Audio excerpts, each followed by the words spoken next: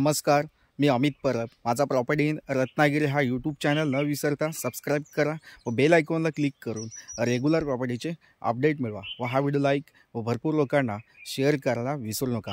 तर मंडळी, आपण आज बघणार आहोत 17 गुंठेचा येणे प्लॉट म्हणजे बिनशेती प्लॉट बघणार आहोत आणि वाडी वस्तीमध्ये असलेली ही जागा आहे।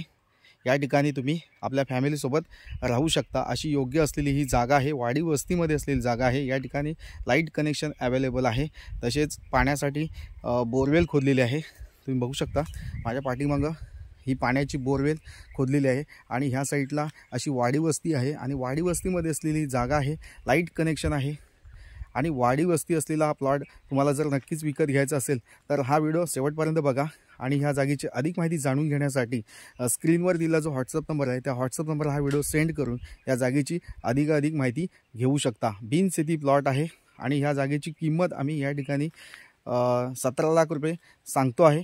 तर नक्कीच या ठिकाणी तुम्हाला जागेच्या किमतीमध्ये थोडंफार किंचित निगोशिएबल कमी जास्त करून दिलं जाणार आहे। तर नक्कीच चांगल्या योग्यतेची जागा आहे।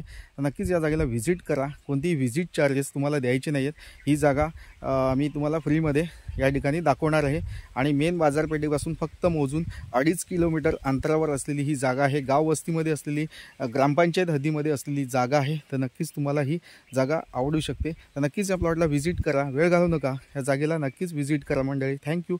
तसेच हा व्हिडिओ शेवटपर्यंत तुम्ही बघा।